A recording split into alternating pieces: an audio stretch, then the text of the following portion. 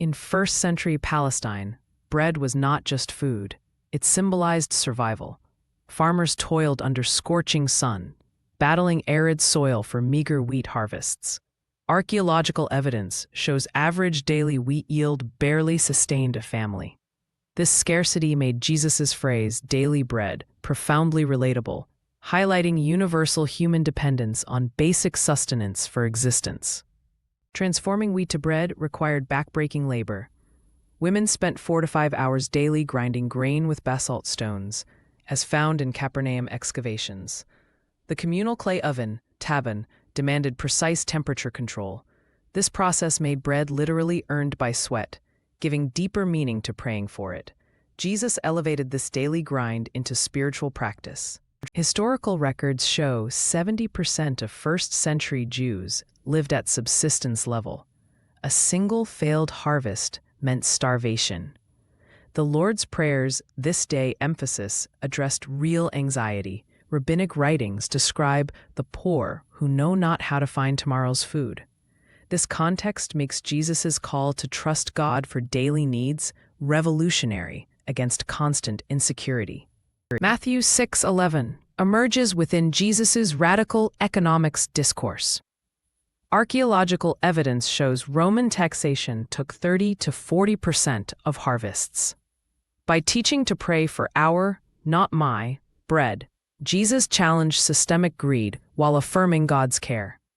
The Greek term epiousios, daily, appears nowhere else in ancient literature, suggesting Jesus coined a word for divine sustenance beyond materialism. Rabbinic parallels show daily bread was linked to Deuteronomy 8:3. Man does not live by bread alone. Farmers praying while sowing seed embodied this paradox. Seed grain could either be eaten today or planted for future harvest.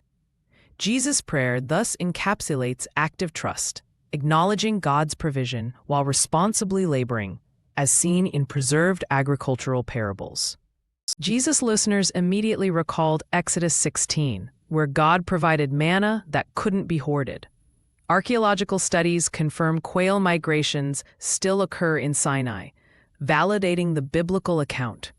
The manna narrative, daily collection, Sabbath exception, established a divine rhythm Jesus referenced. God provides sufficiently when we reject greed.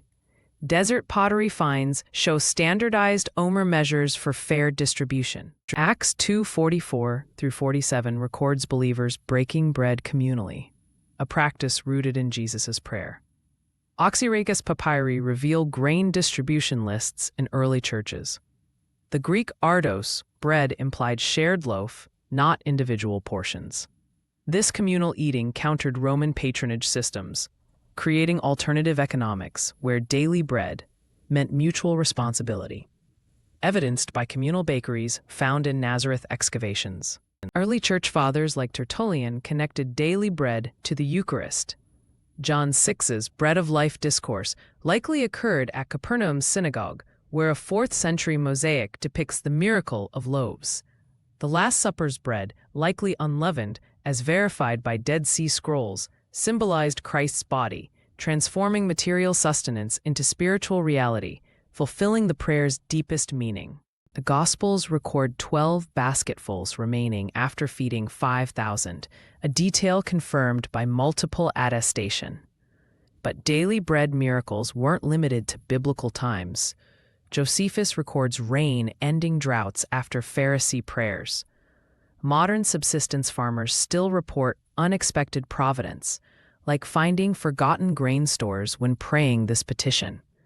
The prayer bridges physical and spiritual hunger across millennia. Recent Qumran studies reveal bread symbolized Torah wisdom in Jewish thought. Jesus expanded this. The prayer moves from physical need, give, to spiritual surrender, thy will be done. The first-century Lord's Prayer, amulet found near Jerusalem, confirms early Christians carried this promise. Ultimately, daily bread points beyond stomachs to souls, inviting trust in the God who nourishes temporarily and eternally.